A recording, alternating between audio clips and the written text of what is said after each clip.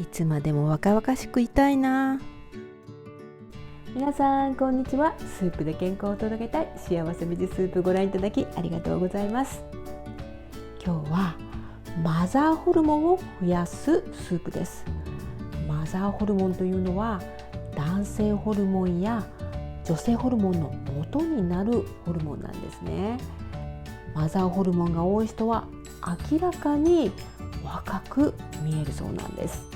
あまりに簡単なスープですので、今日はもう一品くるみを使ったおつまみもやってみます。ぜひ最後までご覧ください。牛乳 150cc を小鍋に入れて、味噌を小さじ1程度入れます。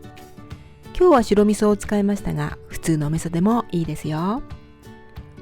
味噌は発酵食品ですので最後に入れたいところですが、長芋をすりおろしてからだと全体に均一に混ざらないので最初に入れてください。よく混ぜて火をつけます。周りがふつふつとしてきたら、長芋 100g の皮を剥いてすりおろして入れていきます。マザーホルモンについてお話ししていきます。マザーホルモンは通称若返りホルモンとか長寿ホルモンとか呼ばれたりします。デヒドロエピアンドロステロンなんとか言えましたが、これを略して DHEA と呼ばれています。青魚に含まれる DHA とは似ていますが全然違います。 DHEA は副腎から分泌され、その分泌量は20歳の頃にピークを迎え、40代になると半分程度、50代60代では 20%、80代になるともうなんと 5% まで減ってしまうんですね。 DHEA の血中濃度が高いと筋力を維持し、免疫力を高めてインスリンの働きを助けるなど、細胞レベルから若さを保つことが期待できるというわけなんです。食べ物で DHEA を増やす方法ありますよ。それは DHEA を含んでいるヤムイモを食べることなんです。日本でいうと自然薯や長芋がヤムイモの仲間になります。牛乳と長芋が温まってきました。バターを加えて塩コショウで味を整えれば出来上がりです。5分ほどでできてしまいました。だしもいりません。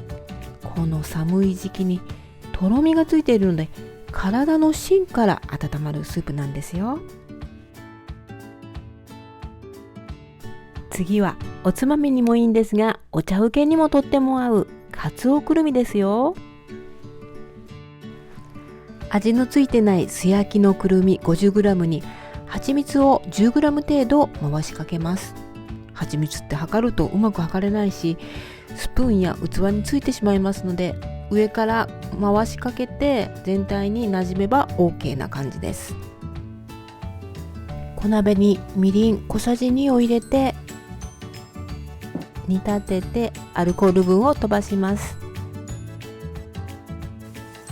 そして醤油小さじ1を加えてほんの少し煮詰めて、先ほどのくるみを加え、一つかみの鰹節を入れたら出来上がりです。適度の甘辛さが本当にやみつきになる鰹くるみです。ぜひ作ってみてくださいね。最後までご視聴ありがとうございました。作り方は下の概要欄にも載せております。いいなと思ったら高評価、チャンネル登録よろしくお願いいたします。ではまた次回の動画でお会いいたしましょう。